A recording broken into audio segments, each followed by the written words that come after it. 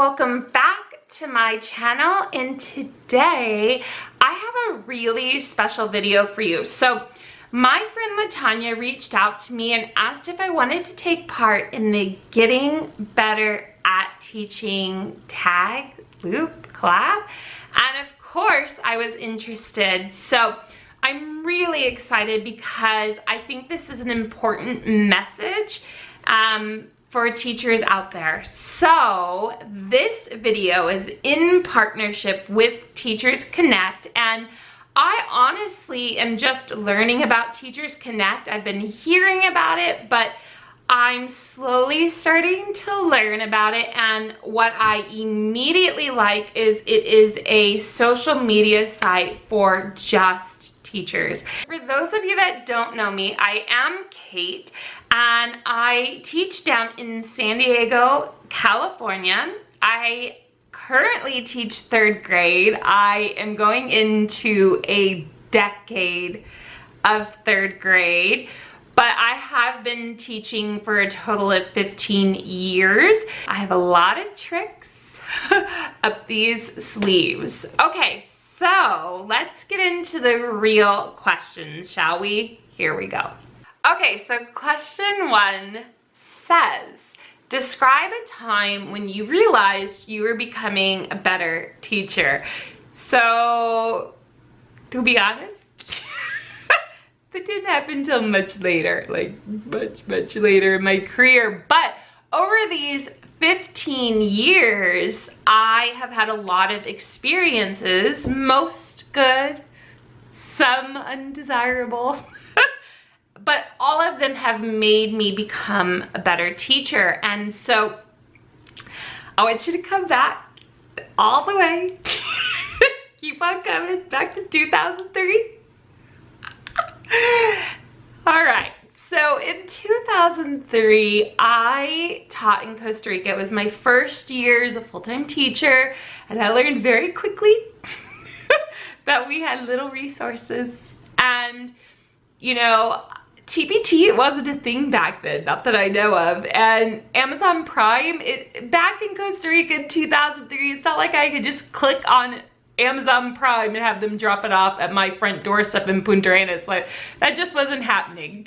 So we had little resources. We didn't have an adopted curriculum, and we had to really think on the cuff, off the cuff? I don't know. We had to think on the spot. And we had to learn how to stretch what we did have to make things work. And knowing just 2nd grade standards, that I created all of my own curriculum. And, you know, it's not for everybody, but I have to say that that experience of really being flexible and working in the moment is something, it's a skill set that I still have today that is beneficial to me to this day as a 15-year veteran teacher. And I don't think it's a skill that everybody has nowadays, but it's partly why I don't get as easily frustrated or flustered, and I can kind of just make anything work. Now, as open as Costa Rica was, when I decided to come back to the United States to teach, I got a job in Riverside. Vegan, you know where I'm going with this. But it was a completely different experience, and it wasn't all bad, and there were some good moments. But I learned very quickly that all of the skill sets that I had were no longer important. The main goal was test scores and producing a ton of work, and that's totally the opposite of how I am as a teacher. And so it was really hard for me to kind of be a part of that culture, and it was not the right fit for me. And I think that, you know, it took me, after leaving there, I went to my current school, and it took me years to remember that it is about the process of learning. It's not about the production of worksheets, and it's not about test scores. It's about the quality of learning that our students are getting. And when I started to remember that, it really kind of opened my eyes as a teacher again, and it helped me to fall back in love and, you know, with teaching. And I think a lot of times teachers either become complacent in what they're doing, or they fall out of the love for teaching and they either stay with it because they don't know what else to do, or they leave the teaching profession. And when you have the right school that nurtures these qualities, it helps you to grow and to become a better teacher. And I think another time I realized that I was becoming a better teacher is when I started not only making a professional goal for myself, but a personal goal for myself. And every year I do that, so that, you know, my focus one year might be math, but then my next year it might be, you know, science or whatever it may be, but constantly striving to do better and striving to learn more, because the more you know, how's that saying go? I don't remember, but that was when I realized I was becoming a better teacher. Okay, so the next question is, how important is ongoing learning to being an effective teacher? So important. So important. No, it really truly is. I don't know a single teacher who got their degree and then's like, I'm good, I know everything I'll ever need to know. And that's just not how it goes. Things are constantly changing, and we learn in non-traditional ways like Pinterest and TeacherTubing and, you know, social media platforms. We're constantly learning from other teachers, but we also learn from our school community and our co-workers, right? So there's the non-traditional, and then there's also the traditional, where you might take a class online, or you might get your master's, or you might take a couple extra college classes, professional development classes. And all of those things are valuable. And if the opportunity ever presents and it's something you're even remotely interested in taking, take the opportunity, because it's only going to make you a stronger teacher. And I know from my own self that things that I'm interested in, if they come up, I'm like, me, pick me, because it's something that then I can use for my own self and in my classroom. And the more knowledge you have, the better. So the next question says, describe a time you made a mistake as a teacher, learned from it, and applied what you learned later on. So I've been teaching for 15 years, and I've made a lot of blunders. Some very small, some big. I've made plenty of blunders, we all have, but I think the most important thing that I can let you know is that when you make a mistake, just own up to it. Don't try to backpedal the situation.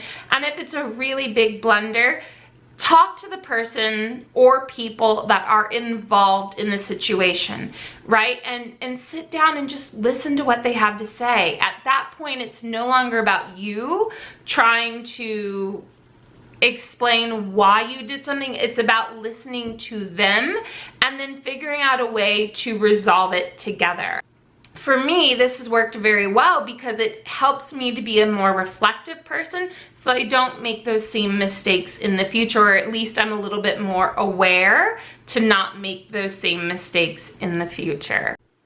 Okay, so the next question is, how important were connections with other teachers, such as mentors, to your success as a teacher, and were colleagues you found online helpful? So I'm going to answer that in two parts. And the first part is, I didn't have a mentor teacher. Like a lot of you have a mentor teacher who's assigned to you in your first year that just helps you through. And I didn't have that. So if I was really struggling with something, I would seek out my veteran teachers and really just listen to what they had to say. And sometimes they would give me advice that like I already tried and it didn't work. And other times they would give me advice that was nothing I was thinking of that worked great. But I would always just sit respectfully and listen and just kind of soak in as much as I possibly could. So I didn't really have a mentor or teacher in that sense, but I could go to my veteran teachers when I was struggling. Okay, so the second part of that question is, were colleagues you found online helpful? Well, I really didn't get into this whole online world of teachers until about 2 years ago, but everybody that I have met has been lovely, and I tend to keep close with the people that I think have a similar vision to myself and that are excited about teaching and love the profession. So in that sense, if you have very strong parameters on who you let into your life, then the outcome is going to be a positive one. Okay, so the next question says, if you could give your past first year teacher self some valuable advice to becoming a great teacher, what would it be?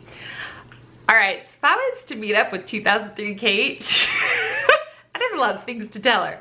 But I think that I would want her to know right off the bat that she's going to be impacting a lot of lives, not just those of her students. And so to make sure that she's positively impacting their lives. And also that there are going to be ups and downs. And when she's feeling down, that she should look towards those that are going to lift her up versus the ones that are going to try to keep her down. And just that she should remember her self-worth, because she is an amazing teacher that continues to grow, continues to get better, and that she should not doubt herself and her abilities, because she is just that good. I mean, sorry. Okay, so we've gotten to the second part of the tag, and the question asks, is there one thing that you're still insecure about, just one, or are working to master in your teaching practice? How are you working towards improving in this area? How will you measure your success? Okay, so about 5 years or so ago, I started creating not only a professional goal, but a personal goal for myself. And I did that because I didn't want to become that complacent teacher. I didn't want to just coast. I wanted to constantly strive for success because it's what my students deserve. And so every year I've always tried, and some years are successful and others aren't, but I try to implement more opportunities and more learning for my students so that they get the best education possible and that I can be the best teacher that I can be.